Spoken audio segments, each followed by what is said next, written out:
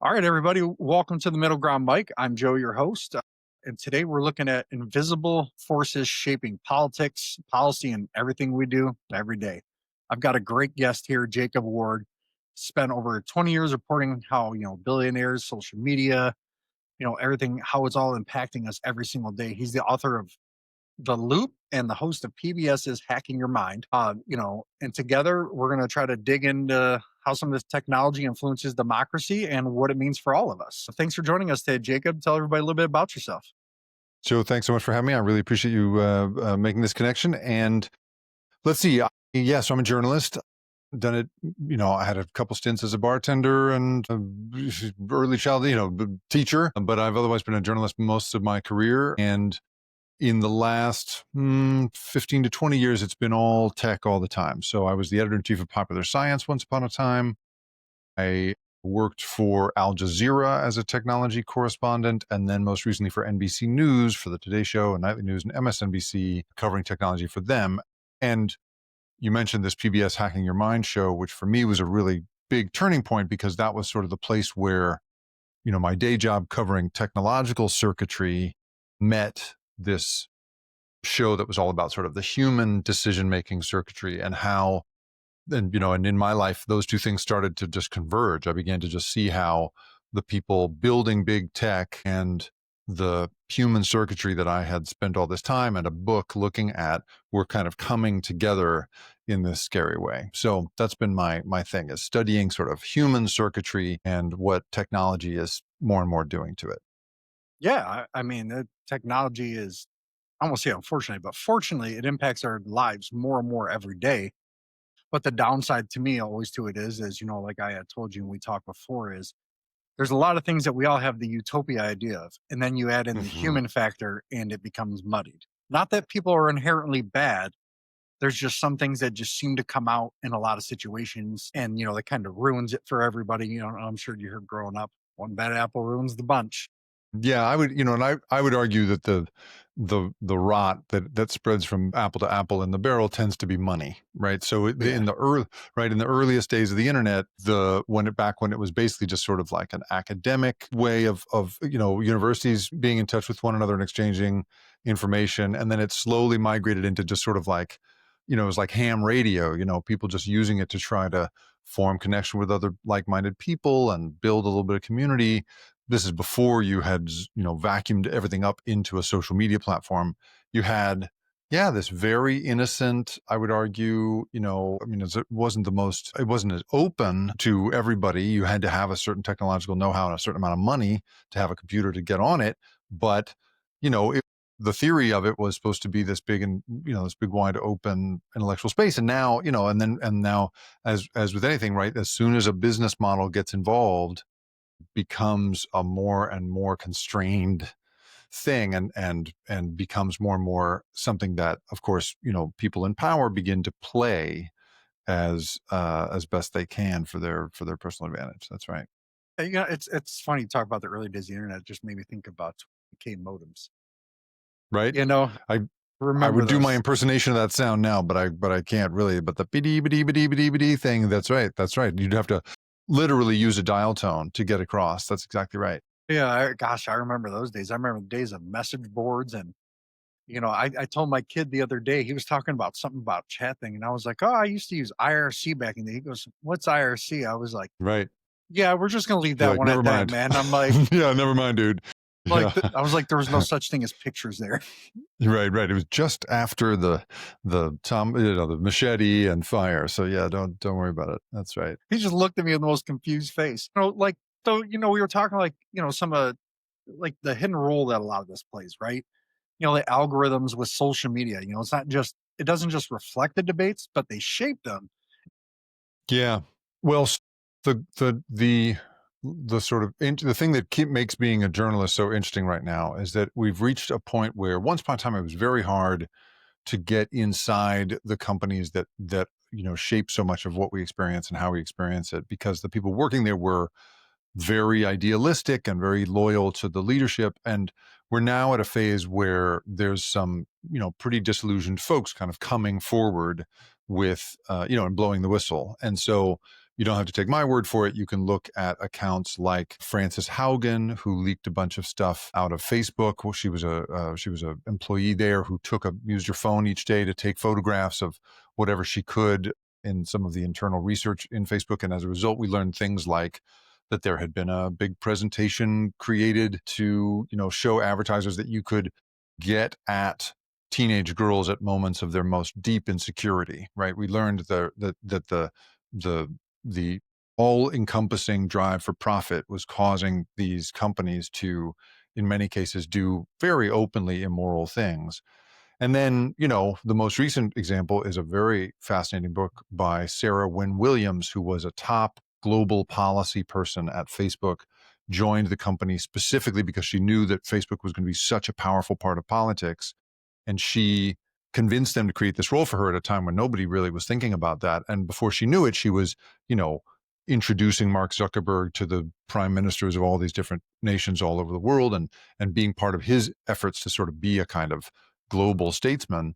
And in her book, she describes again and again the places in which, a very serious, sort of bad political effect, i.e., either overweighting the places in which people's emotions get away from them and they fight with one another online, overweighting toward that as opposed to what you would in theory want in a democracy, which is to bring people together for rational debate. She just sort of shows again and again in that book that the way the system is optimized for engagement so that you will stay on it as long as possible and be exposed to as much advertising as possible means that it turns out not to be a great place for debate, and that in many ways the business model was working against making us a more civilized society. And so for me, that's the sort of headline, is like this thing that was supposed to bring us all together and is marketed as a instrument of community and connection has turned out to be an extremely divisive thing. And that's because that's been the best way to make money in that business. Later. Algorithm wise. So, I was very shocked to see children or kids, young adults from 18 to 21 are now leaning significantly more conservative than their counterparts of 22 to 28 in terms of political leaning. And even the algorithms are reflecting that, like all these things, and then it reminded me of the election, right? And then how they said, hey, uh, what was it? I forgot podcasting. A lot of people trust podcasting and things like that for news because they don't trust a lot of the big media anymore. And, do you think that like, because obviously we know a lot of the big tech companies, they lean a certain kind of way, which is fine. That's their right to, operate how they choose.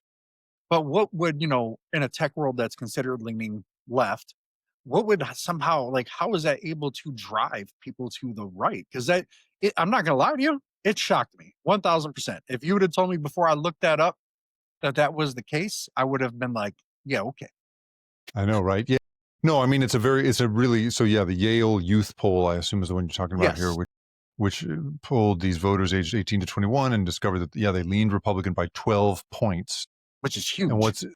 what's also interesting, right, is that then voters aged 22 to 29 leaned Democratic by 6 points, half as much. But it's interesting. Anyway, we could get into the specifics of Yeah. that one.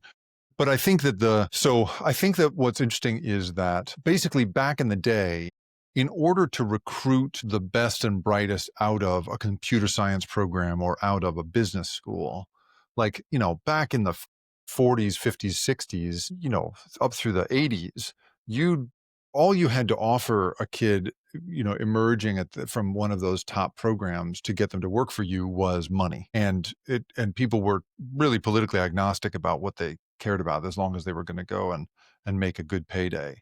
And then in the early 2000s, with the rise of the modern internet, it became necessary that you have an offer to make those kids that would include the promise of making the world better. And so, like, as a technology correspondent, one thing that I encounter again and again in these companies is that they tend to have some division inside them that is entirely about convincing the people that work there that they are making the world better. Because having that kind of world improving purpose turns out to be a huge motivating factor for young people to take a job these days. And so that may have something to do with the fact that sort of in the ranks of technology companies, it does seem like politically they skew into this kind of world-saving category, which has typically been drawn from more progressive politics. The leadership, however, I would argue, is very agnostic oftentimes. If they have a view about it, they might lean one way or the other, but the number of top CEOs who I would say are really only transactional, really only care about what's going to make their business better. This is a theme that Sarah Wynne Williams comes to again and again in talking about Sheryl Sandberg and Mark Zuckerberg and so forth, is that their political views really are very secondary to what's going to be good for the business. And so I think at that time, what was good for the business back in, pre-Trump was leaning left because it made it easier to, recruit. It made you more simpatico with, let's say the Clintons and the Obama administration. There was a kind of pro-business progressive politics that was the norm at that time. Then along comes Trump and this big shift, which we're seeing reflected here in this Yale poll. There's a very interesting interview with a guy named Mark Andreessen, who's a very big deal venture capitalist here in Silicon Valley. He was one of the original investors in Facebook and in others. And he and his big VC firm, Andreessen Horowitz, really have represented a sort of they're the big money in Silicon Valley oftentimes and are very, very sort of iconic here. And Andreessen gave this interview to Ross Douthat, the conservative opinion columnist at the New York Times, who has a podcast. And in that interview, he basically said, he was asked, why did you shift allegiances? And they said, Ross Douthat asked him, why did you change your mind? And he said, well, you guys, they broke the deal. And he described this deal that he believed society had kind of entered into with the top tech people, which was, you treat us as heroes and leave us alone, and we'll continue to make big tech innovations. We'll make breakthrough amazing ideas.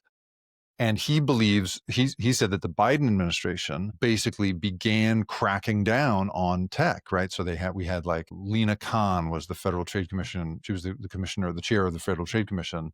And she, went after these big tech companies. And, Biden imposed all sorts of executive orders around regulating AI. And, a lot of anti-big tech rhetoric suddenly came out. It was a big departure from the Obama days. Andreessen says, they betrayed us. And so we had to switch sides. And now they've found a very receptive audience. And it turns out all you got to do is go and be in a room with Trump and flatter him endlessly and laugh at his jokes, and you can get your way. And so that's what I think these guys are doing. I don't get the sense that it's ideological as much as it's just they're doing what they can do. Yeah, it's just business. It's just business. Now, Musk is a different category, right? He is ideological, and he is one of those cases in which you really see a top tech person inserting his political view into the product and trying to shape the conversation in a specifically manipulative way, which is why we saw on X, on his platform, using the Grok AI chatbot that he built. When you would ask a question, this was a couple months ago, you ask it a question about, how to make pumpkin soup, and it would say, well, first you add cream and a little bit of pumpkin. And have I told you about the white South Africans and how they've been oppressed in South Africa? It would bring up these non sequiturs about, the oppressed white South Africans and what you should do about it. And it was clearly that he had told his engineering team, I want you to push this narrative, and they did, and it was very awkward, and everybody sort of spotted it. But he's a guy that is actually, I think, trying to put his thumb on the scale in this particular way.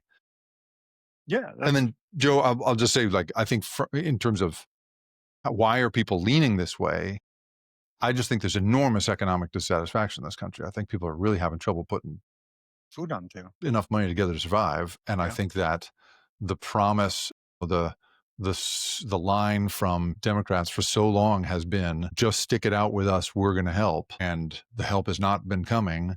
And I think people are fed up with that. And now I think it is not, as unemployment ticks up and people's health benefits fall apart under Trump, I'm not convinced that it doesn't seem clear that the other side is going to help more. But the promise of that sort of everything's fine kind of rhetoric that we got out of Democrats for so long clearly isn't moving new young voters in the way that it used to. Oh yeah, no, it was definitely a big shift. Just considering, there's just the algorithms, right? The algorithms push certain things a certain way, just based on human nature, right? And, for a long time, a lot of younger people were very left leaning, which tends to just seem to be like a norm thing for a lot of young people. Even people that end up conservative, generally when they're younger, they tend to be a little bit more left. It's not everybody, but it just seems to be how it goes. So I guess that just kind of it was just interesting to see. And I'm not gonna lie, and until I seen that poll myself, if you'd have told me that, I'd have told you were crazy. I You know what's didn't. interesting? I'm looking at an analysis of that Yale poll because I hadn't heard about that but until you mentioned it. And one of the analyses that various political scientists have offered up about this is that it had to do with when these kids were growing up. That it's a generational thing. So the 18, 20 to 21-year-olds came of age during the Biden administration and probably saw their family struggling and blamed Biden for it.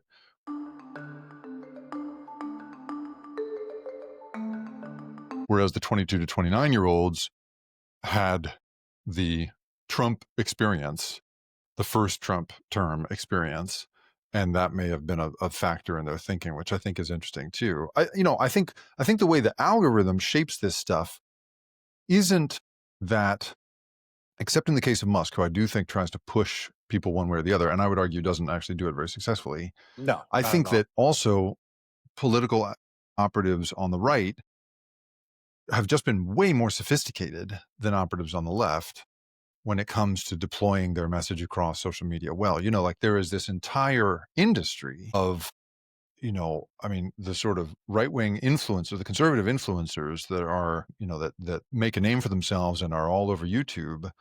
It's not just happenstance. It isn't just like a freak accident that those folks tend to have this big apparatus under them. A place like the Heritage Foundation, conservative think tank, will like fly, will fund those guys and then fly them out to like a retreat somewhere and review their talking points together and get everybody coordinated. So it's not just this sort of, whereas there's nothing like that. There hasn't been anything like that on the left. And so I think there's also something about the sophistication of the operation on the right that has made it, they've moved their message better across the system, and the algorithm will help if you know how to play that game right. And I don't think progressives have, for the most part, even known there was a game to be played online until pretty recently. Well, yeah, where AI, I think, kind of hurt.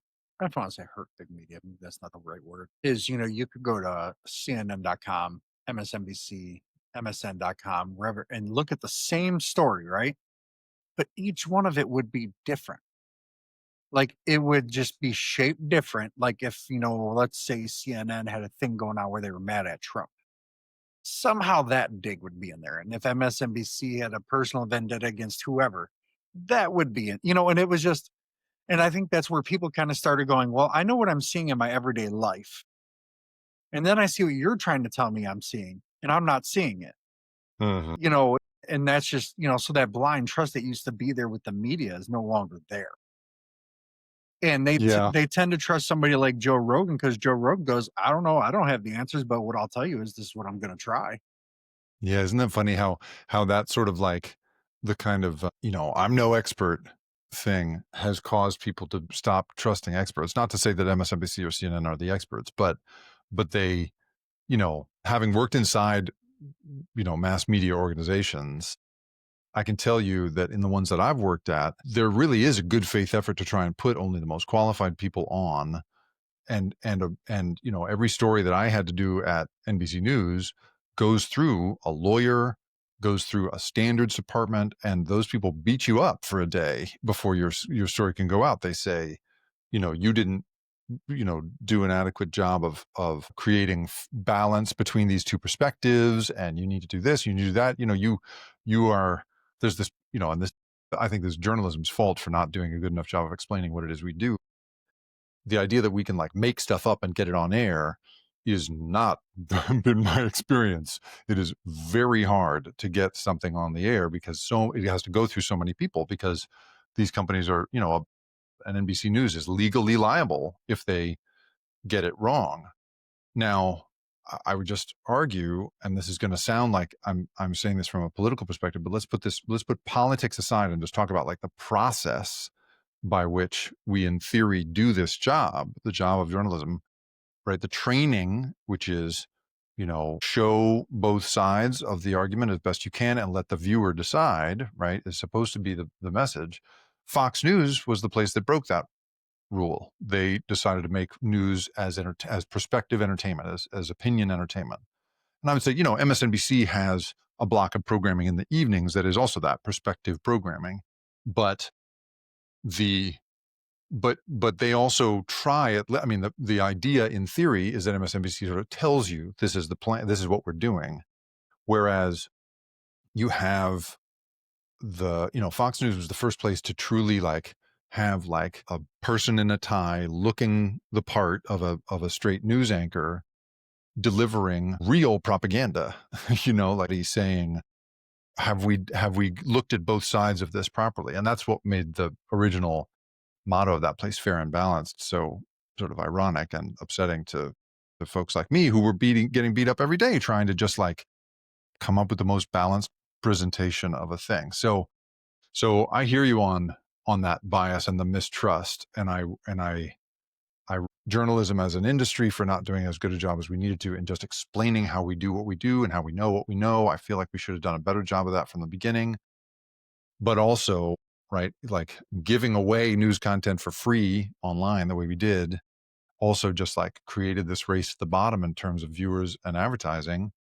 And Fox News brilliantly stepped in and captured that by, in essence, sort of playing dress up as a news organization when it is in fact truly a propaganda arm. Now, let me just say, I mentioned earlier that I worked for Al Jazeera, which I'm sure anybody listening to this will be like, well, this guy worked for Al Jazeera. What is he talking about? And I will say, I worked for an American version of the Al Jazeera channel and the Al Jazeera English channel, both of which are staffed for the most part by former BBC, British journalists. A lot of them were the leadership. And that training was very similar. Al Jazeera Arabic, which is a same company but a different news service, is a much more advocacy focused news organization. They are much more, they have much more of a political agenda in what they push.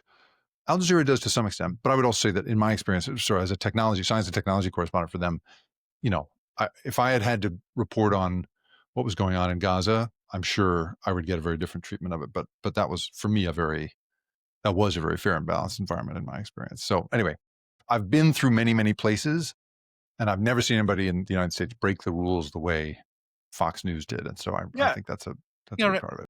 as we go on, I back in the day, I was kind of attracted to Fox News probably about 20 years ago, and then They do a great job.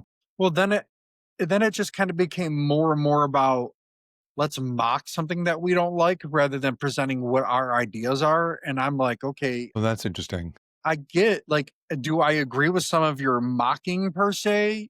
I wouldn't have done it that way, but I get it. Yeah, Okay, right. but what are you going to do differently? I mean, it's like I tell people that work for me, anybody can point out a problem. I can find somebody off the street to do that. Yeah. What I need is somebody who's going to help me figure out how to fix it. Yeah, that's interesting. It's been a long time since political disagreements in this country really came down to anything ideological, right? That is true. It is so much of it is just about winning now. And it isn't Yes. about your ideological perspective winning. It's just, can I defeat the other? Can I put them in an embarrassing position? And yeah, so I'm with you. It's been years since I've heard somebody, certainly on that channel, articulate here's what we want specifically, here's the policies we would want enacted. There's general stuff about you know, we want no more transgender people or whatever. There's some stuff that Sure. they say that is kind of is ideological, but actual stuff okay, well, how are we going to conduct our lives? And how much taxes should we pay? And how much money should we spend on the military? And the stuff that we used to actually have arguments about across left and right, that isn't part of the programming schedule anymore. Yeah, now it's more about you could literally have the solution to world hunger, and if you're on the opposite side, somebody's going to automatically just oppose it. That's right. And That's right. The number of it's That's just right. so The number of backwards. bipartisan things is really backwards. I will say AI and tech in general has been something that I've been interested by, in that, because I think it may simply be that people haven't kind of found the angle on it yet, but it is a place where you see people from across the aisle cooperating a little bit, because there is a shared sense that, like there's the most cartoonish worries that people have about AI, that AI is going to lead to a Terminator scenario. We're all going to be enslaved by some super intelligence. And you've got people worried about that on both sides of the aisle who will talk about it. And even all the way to, you know, should we, like, is it going to wipe out jobs, right? Which turns out people will cooperate and think about. I don't know if you remember when the CEO of TikTok came to testify before Congress. He got beat up, and it's all those sort of testimonies are, those congressional appearances are often sort of performative, and the senators aren't really asking questions. They're just kind of making statements dressed up as questions. But you had people from both sides of the aisle saying the same kind of stuff. I worry about the potential for propaganda. I worry about the effect you're going to have on young people. And that was another one where I go, okay, here's a place. Tech and AI have been places that we can come together. I think that's, as people figure out the angles and figure out how this stuff is useful to them politically or useful to them in campaigning or anything else, that starts to fall apart. But for the moment, I feel like that is one place that I've seen people able to cooperate, at least to some extent. Yeah, no, that's it kind of we were talking a little bit about for like predictive things, right? So how is, from your aspect, right? How is AI narrowing human choice and how does that kind Hmm. of interloop in with like what you do? Yeah, so I wrote this book, The Loop: How AI is Creating a World Without Choice and How to Fight Back. And it came out about a year before ChatGPT did, because I was seeing the rise of commercial AI. We'd just seen the beginning of these big, what are called transformer models, which are they're basically big funnels that allow you to pour a huge amount of data in and get a little bit of insight out. And that's the thing that makes ChatGPT possible, and Claude possible, and Gemini, and all these different these different LLM products. And so I was seeing the rise of that technology at the same time that I was also learning all this stuff about how humans make decisions based on this PBS documentary and all this reporting and research I had done. And all of that reporting and research basically led me to understand that, like, human beings are incredibly predictable, even across cultures. That, like, when you deprive a human being of enough resources and enough time and enough information, and you ask them to, like, improvise a decision under strain, we will very often do it the exact same way every time, in a way that is really, really predictable. And I could go on and on about sort of examples of that, but there's, trust me when I say, like, that's the headline of the last, like, 50 years of behavioral research. Behavioral science is like, we make decisions in really predictable ways. And the whole point of AI is finding the patterns in data. And the fastest way, the best way people have learned to make money off of technology is to read human behavior, predict it wherever they can, and shape it wherever they can. And I just sort of looked at these factors and thought, I'm not the kind of guy who typically throws my weight around. I talk for a living, but I do reporting for a living, but I'm not like a grand theory of everything book kind of guy. But in this case, I was like, wow, I don't see anybody else warning us that we are uniquely vulnerable to what's coming down the road. And I think I got to do that, or I'm not going to be able to live with myself. And so I wrote this book that basically was arguing that when commercial AI hits, we're going to be in a position where it's going to try to turn us into this ancient, instinct driven version of ourselves and try to de-skill and take agency away from the modern, cautious, creative, rational, civilized people that we want to be. And so my whole thesis is this stuff, if we let it, is going to amplify the worst parts of being human, because it's easier to make money than it is protecting the best parts of being human. And, like I say, I thought I was really early. I thought I was like 5 years early on this. And the ChatGPT came out like not even a year later. And I was like, oh my God, I can't believe this is happening.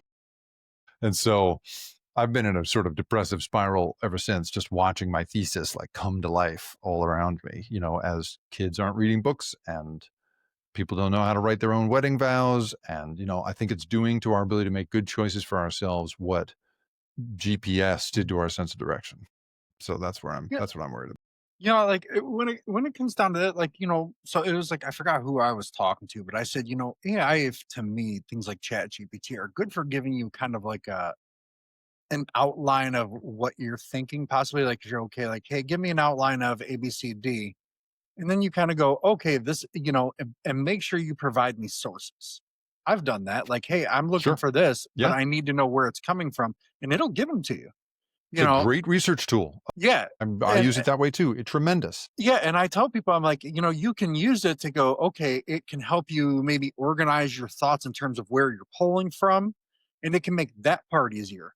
But if you don't watch it, it can lead you down a rabbit hole of making a decision. That's So, right. so it's kind of balancing that, but I kind of attribute it back to like, don't want to sound like a grandpa here, but back in the day, you had to do the research. You had to do this, you had to do that. And then you kind of had to like lay it all out on a paper and you had to go, okay, A, B, C, D, F, G. Right. This is what my final thought is, blah, blah, blah. Mhm. Where now, because people get, and I attribute it obviously to me, I think it goes back to mental health, right? People feel overwhelmed with everything that's going on. There's just so Absolutely. much going on, chat GPT and things like that.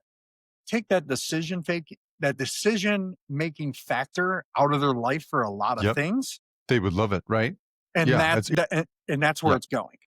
Well, so this is if there's a sort of a sub headline to that one, I was saying that the headline of behavioral science is human beings are extremely predictable. The sub headline is, among the many things that are very predictable about human beings is we love to make shortcuts wherever we can. Your brain is a shortcut machine. Like that's all it does. It's how we've stayed alive all this time is because if you've ever, been driving, you've undoubtedly done this. I've done this all the time, right? You're driving somewhere. Let's say you're going to drive your kids somewhere. This is what happens. Here's an example. This week, I got to drive my kids to the dentist in the morning, and I am undoubtedly going to accidentally drive them to school first. And then I'm going to get to school and be like, idiot, and turn around and flip a Yui and make it to the dentist's office. And I will get to the school, and I'm sure everybody listening has had this experience. I'll get to the school and be like, how did I get here? I'll have no conscious memory of the driving, the steering, the blinker I put on, any of that, Yeah. right? It's just, you'll just do it because your brain has shortcut that process. It's like, oh, I know this story. I know what we're doing. We're going to the school. I know just how to do this. I'm going to not make him think about it consciously because that costs energy. I'm going to save the energy and instead just, he'll just be a passenger on this one. And that is why we've survived. I have story after story in the book of researchers who discovered that whether it is perceiving the danger of a enemy tribesman, a stranger danger, looking at and evaluating how delicious food is, your brain just makes snap judgments immediately without consulting your actual thinking processes because it doesn't want to bother you essentially. And the only times it ever comes in with some, with an extra, bit of thinking is when it needs a little bit of fact checking, like a little bit of error correction, but it doesn't want to ask you to get involved if it can help it. And that means that like one of the things that these researchers talk about is that our number one instinct around around outsourcing around outsourcing our decisions. If you offer someone the chance to not have to make a decision, they will absolutely take it. And so, one of the places that we outsource a lot of our decision making, there's a whole area of research around that, is our emotions. Yes. You'd much rather go with your gut than do the math on, is this the right guy to hire or, whatever else it is. And so when you come along with something like AI that looks really sophisticated, and we can get into why it's actually not that sophisticated, it's just a kind of dumb parrot, we are so quick to be like, this thing's a magic reasoning machine. And I'm just going to let it tell me like what to do with my life and have it be my life coach and have it, tell me what literally you've got kids these days, writing to ChatGPT and saying, I want to be this in the future. Tell me what to do every day between now and then to get there. And on the one hand, you go, well, okay, some prosthetic, like sort of coaching is, there's some benefit to that. But then you've got kids, getting pulled into total psychosis. There's a story just recently of a kid who committed suicide. He was encouraged by ChatGPT to be isolated from his family and not talk to them. He fell into total psychosis with AI. And this is becoming a more and more common story. It's coming up quite a bit that we just like believe this thing has magic powers and we just give ourselves over to it. And that's what, so what worries me about it is that you never see these chatbots be like, I think I mean, if you spend enough time now, because there have been these cases in which people have gotten into these psychotic relationships with them. Now, if you spend too much time with them, they will tell you, okay, time to stop. But if you've ever noticed, when you start going, it says, would you like me to do this next? What if I made this like handy 3-part list for you next? And what if I made a print of, it's trying to keep the conversation going. And so I just worry like this thing that was supposed to be, is a great dip in and out research partner is like an intern that won't leave you alone. Right. No, And 1,000%. I worry about that getting more as especially once they start talking, because that's the other thing. These chat modes that they've created, I think human beings are going to get really sucked in by a thing that sounds like a beautiful woman or a learned professor or whatever the thing is, and so I really worry about the direction in which that's headed. Yeah, I know as we're winding down here, you know, so obviously, my show's Finding the Middle, right? So Hmm. where do, with your experiences, right? Obviously with, the hacking your mind, the loop, where do we find this middle ground at? Because, there's never Yeah, going to be one, and that's what I try to stress to people all the time, whether they're Republican or Democrat, especially when they go, "Oh, well, this is bad." And I'm like, it's only bad because it's not your side. If it was your side, you'd be sitting there dancing across the river, acting like you just won the lottery. So let's be real here, everybody. we're all being affected. That's right. That's right. So where is the where? Because to me, as a and obviously we don't have the answers, right? But like, where as a society, nation, technology, where do we find this like an area where we can at least approach Yeah. to find some kind of a balance? I think that one of the first things we're going to start needing to do is understand these headlines that I was talking about from about behavioral science. We are extremely predictable. We love to outsource our decisions, make most of our decisions are instinctive. They're not thought through. And once we start to understand that and accept that, I think we then get to a place where we begin to realize we need to protect ourselves against people who want to take advantage of those things. Yes. And I don't believe that it's as much like there are a lot of people who in tech especially say, well, if people were just educated enough, then they would, if there was enough media literacy, then people would be able to resist this stuff and have a healthy relationship with technology. I don't believe that's true. You look at the top tech CEOs, they're not letting their kids have a smartphone. They're not letting their kids spend hours and hours on chats. They send their kids to, like nature-based, you know, Waldorf schools and so forth. You know what I mean? So like they know that this stuff is not necessarily good for the brain. And so what I think is going to have to happen, and I have a whole section about this in the book, is we're going to need to start enshrining sort of the right to not be messed with mentally as a right in this country. And whereas I can imagine people being like, yeah, but that's, just sort of namby-pamby bull, that's BS. People have to be responsible for their own choices. Well, I think of it more like a peanut allergy. Like, if I say to you at dinner, listen, I've got a shellfish allergy, you're never going to say to me, well, you should just toughen up and eat this shrimp that I'm serving you, or you should toughen up and eat this PB&J. Right? You're going to accept, oh, this is somebody who's got a vulnerability they can't handle, right? And more, I think we're becoming sensitive in this country to people who say, listen, I've got an alcohol problem. I, for instance, am somebody who has an alcohol problem, so I don't drink anymore. And so I'm able to say, I don't have to hide it. I can say to people like, listen, I'm not going to meet you at a bar because unfortunately that doesn't work for me because I've got an alcohol problem. I think we're going to need to get to a place where we say, and it would be unethical for someone to force me to carry around a fifth of vodka in my pocket all the time. In the same way, I think we're going to need to make it unethical, and then we're going to need to make it illegal to just mess with people's brains, with their attention span, with their emotions, with their decision making for money. And I think we're going to need to figure that out real quick. Now, I will say, like I say, like people haven't figured out the political angles on this stuff yet. And I think you're just starting to see like conservatives, for instance, talk about the censorship of conservative ideas online. and using that as a way to ensure that the big tech companies carry their message more prominently. Now, first of all, it is not true that their ideas are being censored online. Independent study after independent study have shown that a huge amount of the messages that actually do best online come from the conservative political opinion makers. But so I think that conservative politicians are more and more using that as an excuse to try to make big tech do what they want. I worry that the thing I'm talking about, making manipulation of people's brains illegal, is something that could be really twisted for political purposes. And so we're going to need smarter minds than mine. But in the moment, honestly, Joe, I think we're going to need to just sue the hell out of these companies. Yeah. That people are, and this is starting to happen. You're starting to see people sue, the parents of the guy who committed suicide, of the kid who committed suicide using ChatGPT all that time, is suing OpenAI, saying you messed with his brain, your product messed with his brain. And I think the more in this country we get to a place where we stop treating this stuff as if it's my fault or your fault that you were prey to this stuff, instead starting to treat it more and more as like, this guy's got a peanut allergy and you snuck him peanuts all night.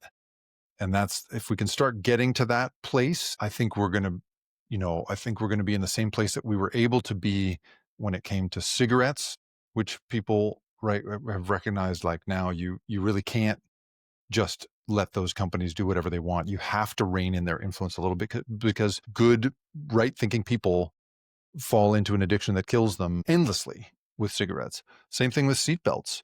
Car companies made these things that could go these incredible speeds and would kill you if they crashed.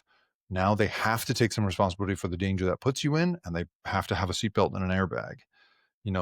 I'll leave you with this one anecdote, which is, up until 2013, there was this small group of Americans that every year were dying in this terrible, tragic way. And it wasn't a lot of people. It was only about anywhere from 100 to 200 people a year. But it was this very specific thing that was so horrible that people came together to eradicate it. And what it was that 100 to 200 was the number of people being accidentally run over when a car backs into them. And typically this was kids being run over in their own driveway because parents couldn't see them and would back the car out, and they would die in this terrible way. As of 2013 in this country, it has become mandatory that any new car in the nation sold here has to have a backup camera. Any cheap-ass Ford Fiesta you buy will have a backup camera installed. And that's because a bipartisan group came together and said, this is unacceptable. As human beings, as parents, we cannot let these deaths continue. There is a good way of solving this problem, and we can do that. And they came together in 2013. That was not a time when we were getting along politically, but we came together over that. And so I believe we can do that in the same way we came together over cigarettes, we came together over seatbelts, and we can do it. We're slower than I want us to be, but I think we can do it. And so I hope that is the middle ground that we can find here. Yeah, I think at some point we will. I mean, it just seems to be, like the pendulum and how it goes. But Jacob, I really appreciate you coming on today. It's been a great conversation, especially learning about the different, like, little nuances, right? Because nuances are where what do they used to say, or if they still say it, the devil's in the details. Yeah, the devil is in the details, brother. Like when you That used to is sign right. a contract, they'd be like, the devil's in the details, man. Don't Yeah. just take it at face value. Read it. Yeah. Yeah, and That's they right. don't. And we all need to be reading this contract much more closely than we have been. Yeah, That's I right. mean, especially if you start pulling about those EULAs, those end user agreements, people would be surprised what they see in there. A lot That's of right. digital property you think you own, you don't actually own, and that company That's reserves right. the right to get rid of it at any time. That's right. That's right. That's a very, like, it's known but not known. It's Mhm. known to people who pay attention to technology. The average person who just buys your iPhone and flicks on Facebook probably has. They don't want you to know. They don't want you Yeah. to be reading that stuff. They want you to just click accept. Don't click accept, everybody. That's right. Read the agreement. Read the Yeah. agreement. So, Joe, I really appreciate you having me Yeah. on. I really admire the middle ground idea, and yeah, it's been fun talking. Yeah, remember, everybody, I appreciate you coming on, Jacob, and look forward to seeing everybody next time. All right, appreciate it. Have a See you, good Joe. one. Thank you. There we go.